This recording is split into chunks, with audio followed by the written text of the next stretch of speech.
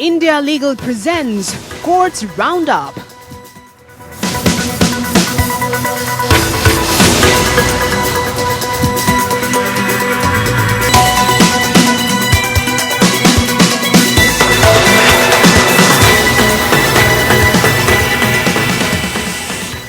नमस्कार, courts roundup में आपका स्वागत है। आपके साथ मैं हूं घनश्याम उपाध्याय। इस बुलेटिन में अगले आधे घंटे में हम आपको कोर्ट से जुड़ी तमाम छोटी बड़ी खबरों से रूबरू करवाएंगे। कोर्ट की कार्यवाही और सुप्रीम कोर्ट से लेकर हाई कोर्ट और लोअर कोर्ट्स तक के फैसलों को आपके सामने रखेंगे। आगे बढ़ने से पहले एक नजर डालते हैं हेडलाइंस पर। सुप्रीम कोर्ट में तबलीगी जमात को लेकर मीडिया रिपोर्ट के खिलाफ याचिका पर सुप्रीम कोर्ट में हुई सुनवाई। कोर्ट ने कहा, बिना सबूत किसी को आतंकवादी नहीं करार दे। केंद्र को हिंसा भड़काने वाली सामग्री नियंत्रित करने का दिया निर्देश। ट्रैक्टर रैली हिंसा पर सुप्रीम कोर्ट में दायर याचिका में जान माल की सुरक्षा की अपील। सार्वजनिक स्थलों से प्रदर्शनकारियों को हटाने की मांग।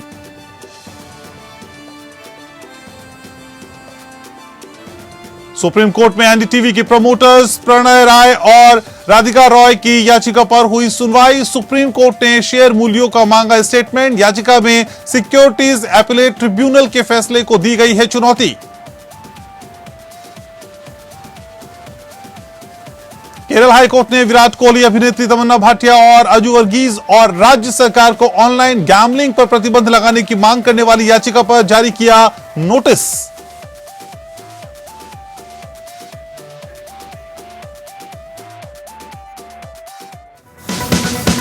India Legal presents Courts Roundup.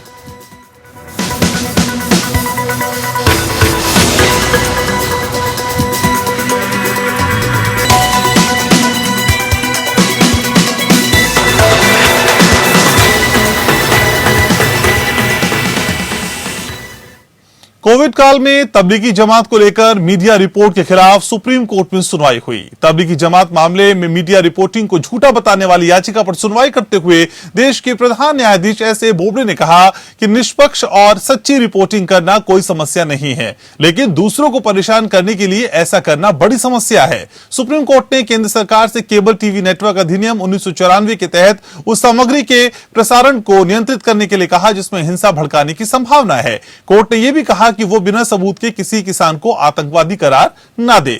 सर्वोच्च न्यायालय ने कहा कि उकसाने वाले प्रसारण पर नियंत्रण हो। गणतंत्र दिवस पर किसान आंदोलन के हिंसक होने पर इंटरनेट बंद किया गया। ये दिखाता है कि सरकार चाहे तो स्थिति नियंत्रित कर सकती है।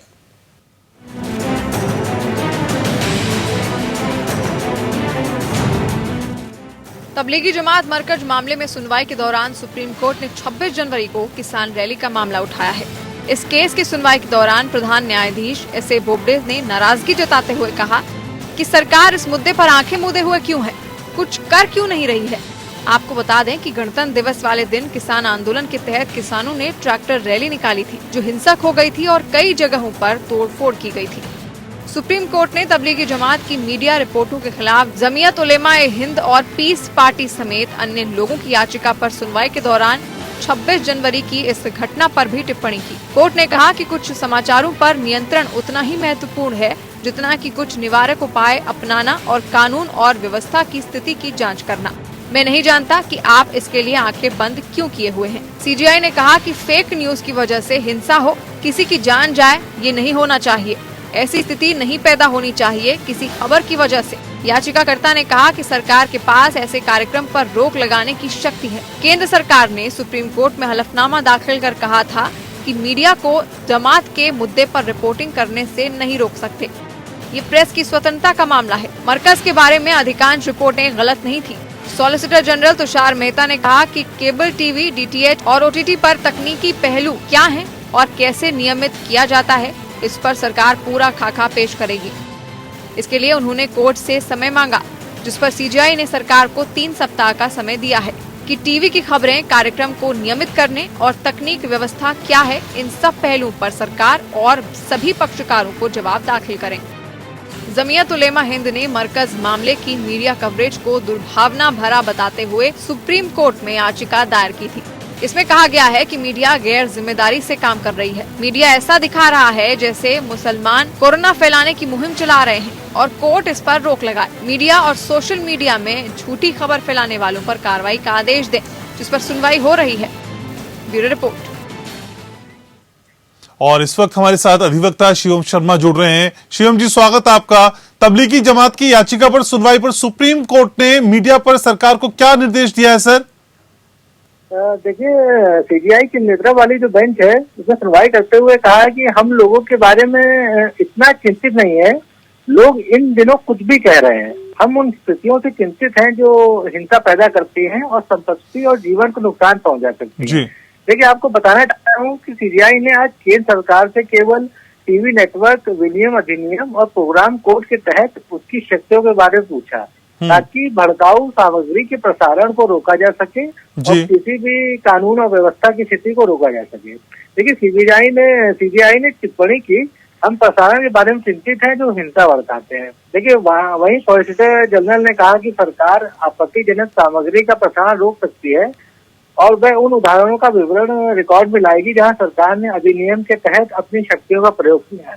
एसजी ने कहा कि प्रोग्राम कोड के उल्लंघन के लिए प्रसारण सामग्री की निगरानी के लिए मंत्रालय के तहत एक समूह है। देखिए, पीठ ने यह भी कहा है कि केबल टीवी अधिनियम की धारा 19 में अस्पष्टता, क्योंकि वह स्पष्ट नहीं है कि इसमें ब्रॉडकास्ट या केवल एक केबल टीवी नेटवर्क शामिल होगा। ये पीठ ने यह भी कहा है कि केबल टीवी अधिनियम में ब्रॉडकास्टर और परिभाषा को जोड़ने वाला संशोधन धारा 19 और 20 के दंडात्मक प्रावधानों में प्रतिबंधित नहीं होता। सॉलिसिटर जनरल ने देखिए जवाब दिया है कि अस्पष्टता के मुद्दे पर देखेंगे और एक हलफनामा दायर करेंगे। न्यायालय ने उत्तरदाताओं को मामले में अपने हलफनामे दायर करने के लिए 3 सप्ताह का समय दिया है। जी, शुक्रिया शिवम जी बातचीत करने के लिए। 26 जनवरी दिल्ली में हुई हिंसा और उपद्रव को लेकर दिल्ली हाई कोर्ट में एक याचिका दाखिल की गई। याचिका में किसान आंदोलन की आड़ में बैठे लोगों को, किसानों को वहां से हटाने और वहां से सड़कों और सार्वजनिक स्थानों को खाली कराए जाने की अपील भी की गई। याचिका में दिल्ली पुलिस कमिश्नर को तत्काल प्रभाव से उनके पद से हटाने का निर्देश देने का भी अनुरोध किया गया। साथ ही याचिका में गणतंत्र दिवस पर लाल किले से संबंधित अपने कर्तव्यों का निर्वहन करने में कथित तौर पर विफल रहने वाले पुलिस अधिकारियों को दंडित करने का भी अनुरोध किया गया। दाखिल याचिका में कहा गया कि 26 जनवरी को गणतंत्र दिवस के दिन उस समय राजधानी दिल्ली में अराजकता की स्थिति पैदा हो गई जब समारोह चल रहा था। पिछले कई दिनों से चल रहे किसान आंदोलन ने बहुत उग्र और हिंसक रूप ले लिया और किसान हथियारों, हॉकी स्टिक, तलवारों और अन्य हथियारों के साथ दिल्ली के भीतर पहुंच गए और गणतंत्र दिवस समारोह को बाधित करने के अलावा दिल्ली शहर में शांति के माहौल और कानून व्यवस्था की स्थिति को बिगाड़ दिया। इसमें यह भी कहा गया कि कई प्रदर्शनकारी दिल्ली के ऐतिहासिक लाल किले तक पहुंच गए। दिल्ली की सशस्त्र पुलिस संप्रभुता की रक्षा करने, अपने कर्तव्य को निभाने में विफल रही और दिल्ली पुलिस ने समय पर निर्णय नहीं लिया। नए कृषि कानूनों को निरस्त करने की मांग को लेकर मंगलवार को किसान संगठनों ने ट्रैक्टर परेड निकाली थी। इस दौरान दिल्ली की सड़कों पर उस समय अराजकता की स्थिति पैदा हो गई जब प्रदर्शनकारियों ने तमाम अवरोधकों को ध्वस्त किया, पुलिस के साथ मारपीट और झड़प की, वाहनों को पलट दिया और लाल किले की प्राचीर पर एक धार्मिक झंडा लगा दिया। दिल्ली निवासी याचिकाकर्ता धनंजय जैन ने महत्वपूर्ण स्मारकों की सुरक्षा और दिल्ली के नागरिकों की जीवन और संपत्ति की सुरक्षा सुनिश्चित करने और उनके बीच विश्वास और सुरक्षा की भावना को फिर से स्थापित करने के लिए केंद्र को पर्याप्त अर्धसैनिक बलों की तैनाती के निर्देश दिए जाने का भी अनुरोध किया है। सुप्रीम कोर्ट ने शीर्ष न्यायपालिका में न्यायाधीशों की नियुक्ति के लिए के नामों को कॉलेजियम की सिफारिशों पर केंद्र की ओर से कार्य किए जाने में देरी पर सख्त संज्ञान लिया। सीजेआई की अगुवाई वाली सुप्रीम कोर्ट की एक बेंच ने कॉलेजियम के फैसले पर अमल करने में सरकार की ओर से हो रही देरी पर चिंता का इजहार किया। केंद्र सरकार ने अभी तक उन 16 नामों को हरी झंडी नहीं दी है जिन्हें सुप्रीम कोर्ट कॉलेजियम ने हाई कोर्ट में नियुक्तियों के लिए मंजूरी दी थी और जिनमें सबसे पुरानी सिफारिशें जुलाई 2019 की हैं। इसके नतीजे में उच्च न्यायालय में रिक्तियों का संकट गहरा गया है। फिलहाल 24 उच्च न्यायालयों में 668 जज काम कर रहे हैं जबकि उनकी स्वीकृत संख्या 1079 है। इस हिसाब से उच्च न्यायालयों में 38% पद रिक्त पड़े हुए हैं।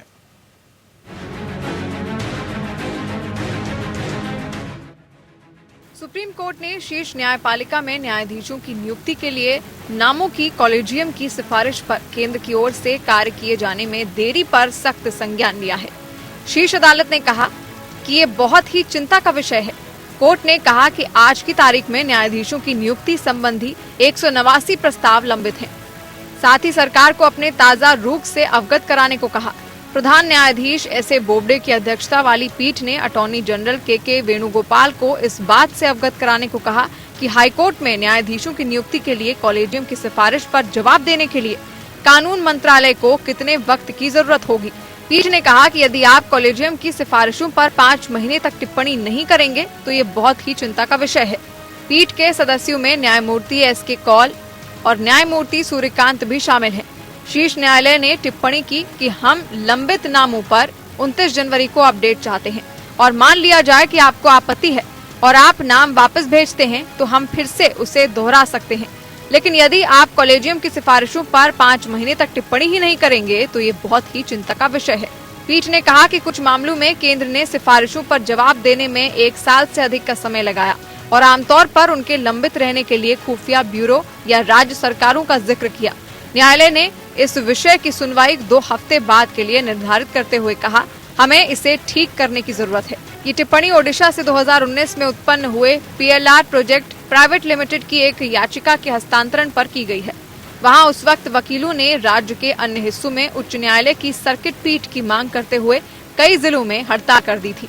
केंद्र ने उच्चतम न्यायालय से इससे पहले कहा था कि सरकार को उच्चतर न्यायपालिका में न्यायाधीशों की नियुक्त प्रक्रिया के दौरान उसे भेजी गई सिफारिशों को मंजूरी देने में औसतन 127 दिनों का वक्त लगता है, जबकि उच्चतम न्यायालय कॉलेजियम को इस सिलसिले में 119 दिनों का वक्त लगता है। Bureau report. सुप्रीम कोर्ट में एनडीटीवी के प्रमोटर्स प्रणय रॉय और राधिका रॉय ने सिक्योरिटीज अपीलेट ट्रिब्यूनल के फैसले को चुनौती देने वाली याचिका पर सुनवाई हुई, जिसमें सेबी जुर्माने के लिए एनडीटीवी शेयरों की सिक्योरिटी देने की पेशकश की गई। सुप्रीम कोर्ट ने शेयर मूल्यों का स्टेटमेंट मांगा है।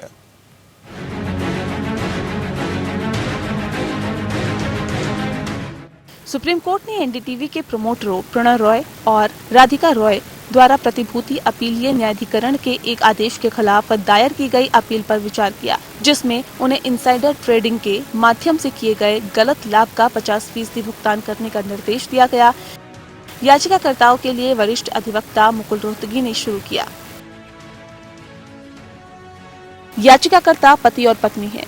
वे एक लोकप्रिय समाचार चैनल के प्रमोटर हैं। लेन देन के 10 साल बाद उन्हें कारण बताओ नोटिस जारी किया गया था। जब लेन देन 2007 का है तो नोटिस 2018 में जारी किया गया था। पीठ के अन्य सदस्यों के साथ बातचीत के बाद मुख्य न्यायाधीश ने पूछा, आप कितनी सिक्योरिटी देने को तैयार है? रोहतगी ने तर्क दिया, मैं एक वचन दे सकता हूं कि मैं ट्रिब्यूनल की अनुमति के बिना एनडीटीवी में अपनी हिस्सेदारी का कोई हिस्सा हस्तांतरित नहीं करूंगा। मेरे पास कोई अन्य धन नहीं है।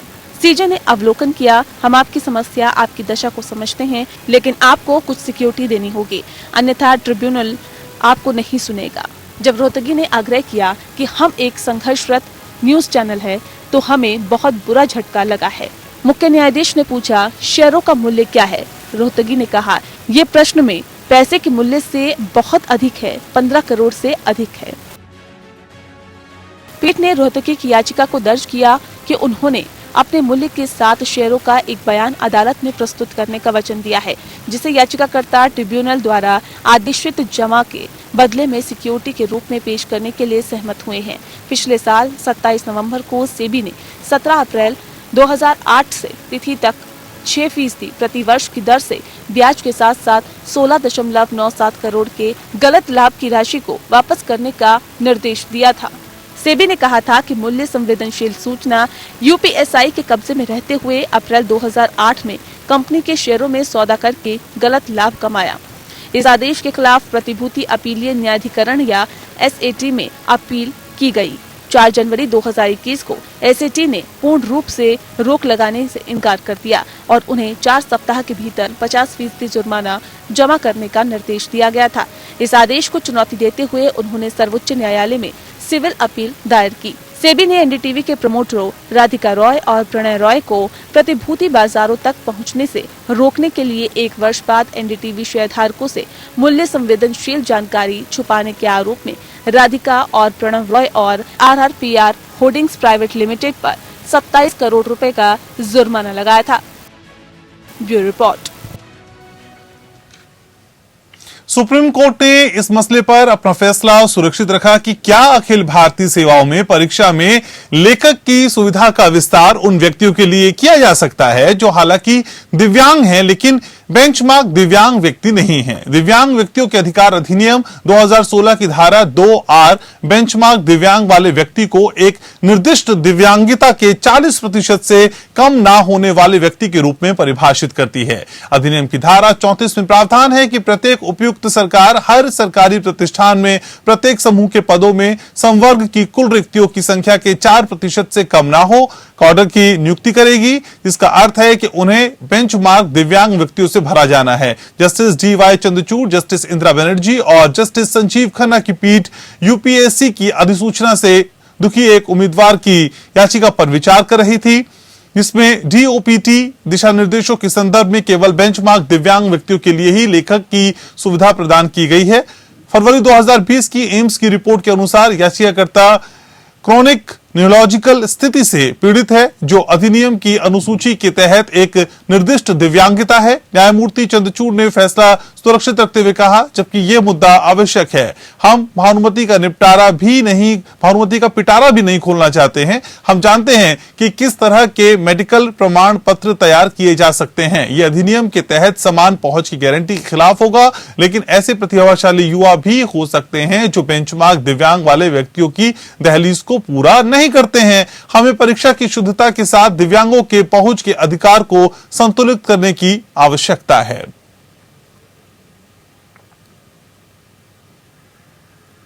केरल हाईकोर्ट ने निर्देश दिया है कि केरल के बच्चों के निशुल्क और अनिवार्य शिक्षा नियम 2011 के नियम 14 के नियमों के तहत पूर्व मान्यता प्राप्त करने का आदेश मांगने वाले किसी भी आवेदन को संबंधित उप निदेशकों द्वारा केवल शिक्षा नियमों के प्रपत्र संख्या 2 के तहत जारी किया जाएगा और कोई अन्य तरीके से जारी नहीं किया जाएगा। इस तरह के आदेश का उचित प्रक्रिया के पालन करने के बाद और इसके तहत वारंट किए गए आवश्यक निरीक्षण करने के बाद जारी किया जाएगा। न्यायमूर्ति देवन रामचंद्रन ने 2 स्वसंबद्ध CBSE स्कूलों के प्रबंधकों और केंद्रीय माध्यमिक शिक्षा परिषद CBSE से संबद्ध विभिन्न स्व वित्त पोषित स्कूलों द्वारा दायर एक रिट याचिका का निपटारा करते हुए देखा। सभी ने ये कहते हुए उच्च न्यायालय का दरवाजा खटखटाया था कि भले ही स्कूल अपनी संबद्धता मान्यता के नवीनीकरण के उद्देश्य से केरल सरकार के नियमों के प्रपत्र संख्या 2 शिक्षा के संबंधित उप निदेशक ऐसे तरीके जारी करते हैं जिससे वे खुश हों। कुछ मामलों में वो इस तरह के आदेशों के अनुरोधों को अस्वीकार करते हुए ये कहते हैं कि चूंकि स्कूल पहले से ही CBSE से संबद्ध है, इसलिए ऐसी कोई आवश्यकता नहीं है, इसलिए इसका खंडन किया जाता है। CBSE ने भी याचिकाकर्ताओं का समर्थन किया और केरल राज्य में शिक्षा के उप निदेशकों को निर्देश दिया कि वो नियमों के फॉर्म नंबर 2 में पूर्व मान्यता प्राप्त करने का आदेश जारी करें जब स्कूल इस तरह के उद्देश्य के लिए निर्धारित प्रारूप में आवेदन करके उनसे संपर्क करते हैं। राज्य ने यह भी कहा कि प्रपत्र संख्या 2 में जारी किए जा रहे ऐसे आदेशों में कोई कानूनी बाधा नहीं हो सकती, बशर्ते स्कूल अधिनियम और नियमों के तहत सभी आवश्यक और अनिवार्य शर्तों का पालन करें।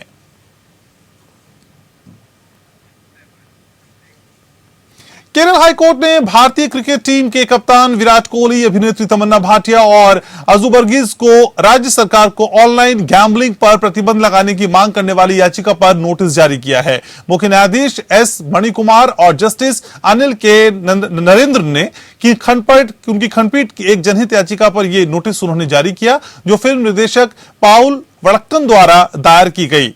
Play games 24x7 private limited और मोबाइल प्रीमियर लीग नाम के ऑनलाइन सट्टेबाजी पोर्टल चलाने वाली 2 कंपनियों को भी याचिका में प्रतिवादी बनाया गया है। विराट कोहली, तमन्ना भाटिया और अजू वर्गीज ऑनलाइन रमी पोर्टल के ब्रांड एम्बेसडर हैं।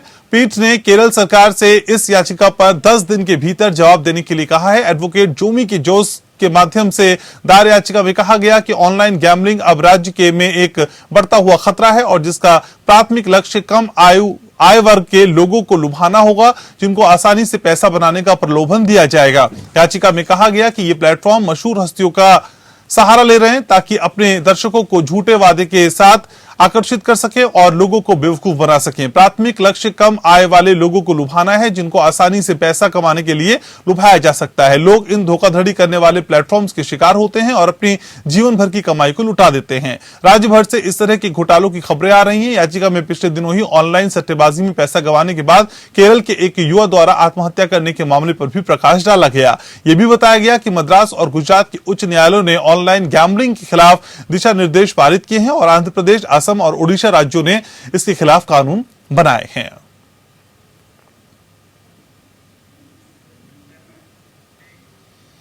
इलाहाबाद हाईकोर्ट ने अपने स्तर पर पूरी कोशिश की कि दो परिवारों को फिर से एक मामले में आपस में उत्पन्न विवादों को सुलझाकर एक साथ लाया जाए। इसमें पत्नी और उनके पति ने कोर्ट के सामने कहा कि वो सभी पुराने मतभेदों को दूर करना चाहते हैं। न्यायमूर्ति डॉक्टर कौशल जयेंद्र ठाकर और न्यायमूर्ति गौतम चौधरी की खंडपीठ ने कहा कि हम आमतौर पर इस तरह के अपराध से संबंधित विवाद में नोटिस जारी नहीं करते हैं, लेकिन अब हम महसूस करते हैं कि राज्य के सर्वोच्च न्यायालय में लोगों को हमसे अधिक उम्मीद है। वो ट्रायल न्यायपालिका से जितना चाहते थे उससे अधिक हमसे चाहते हैं। कोर्ट एक युवा जोड़े और उनके परिवार के बीच विवाद से निपट रहा था, जिसमें पक्ष लगभग 2 साल से एक दूसरे से दूर हैं। कोर्ट के आदेश के अनुसार बेंच ने 2 दिन का समय यह सुनिश्चित करने के लिए समर्पित किया कि युवा जोड़े के परिवार को एकजुट किया जाए और इससे पहले उपस्थित सभी संबंधित व्यक्तियों से अनुरोध किया जाए कि वो अतीत के खराब दौर को खत्म करें और भविष्य की ओर देखें।